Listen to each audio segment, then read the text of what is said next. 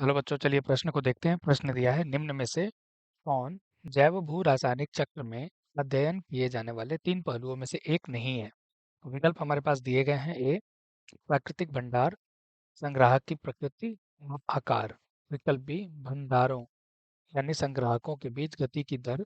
विकल्प सी, विभिन्न भू रासायनिक चक्रों में अंतःक्रियाएं यानी अन्योन क्रियाएं कैसे होती हैं। विकल्प डी, कैसे कैसे यहाँ पर नई जातियां उनके स्वयं के जैव भू रासायनिक चक्रों का सृजन करती हैं।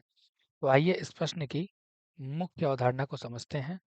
मुख्य अवधारणा मुख्य अवधारणा के बारे में अगर बात करें तो यह जैव भू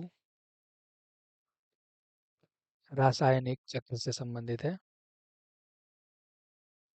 जैव भू रासायनिक चक्र से संबंधित है, जहाँ पर हम जानते हैं कि इस चक्र का मतलब होता है यहाँ पर खनिजों का चक्रण। मतलब एक सीधे शब्दों में कहें तो यहाँ पे खनिजों का चक्रण हम देखने को पाते हैं। तो अगर हम बात करें जैव भू रासायनिक जो चक्र है, यह दो प्रकार का देखा जाता है। एक होता है गैसीय और दूसरा जो होता है उसे हम बोलते हैं अवसादी। अवसादी इसका मतलब माध्यम हमें समझ में आ गया कि जो अवसादी होता है यह चट्टानों के माध्यम से होता है या चट्टानों में देखा जाता है।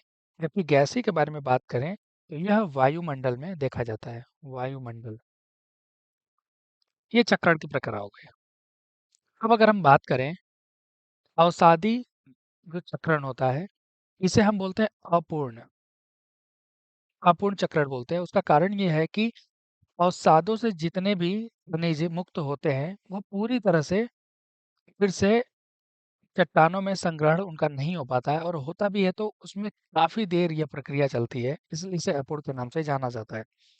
तो अगर हम बात करें, हमसे जो पूछा गया है कि निम्न में से कौन जैव भू रासायनिक चक्र में अध्ययन किए जाने वाले तीन पहलुओं में से एक नहीं है। तो अगर हम बात करें अध्ययन के पहलू जो होते हैं, तो सबसे पहले हम देखते हैं संग्राहक की प्रकृति। जैसे हमने क्या देखा कि चट्टान को देखा और वायुमंडल को देखा।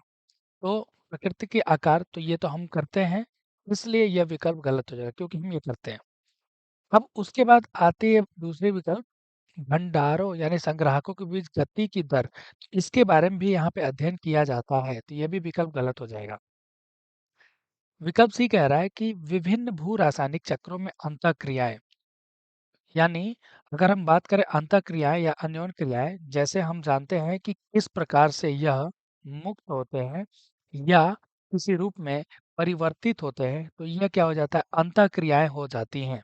इसलिए इसके बारे में भी अध्ययन करते हैं, इसलिए विकल्प गलत हो जाएगा। अब अगर हम बात करें विकल्प डी, कैसे नई जातियां उनके स्वयं के जैव भू रासायनिक चक्रों का सृजन करती हैं, तो यह बिल्कुल गलत हो जाएगा। इसका कोई यहाँ पे तात्पर्य नहीं होता है। तो दिए हुए प्रश्न का सही उत्तर विकल्प डी हो जाएगा। आशा करते हैं इस प्रश्न का उत्तर आपको समझ में आया होगा। धन्यवाद।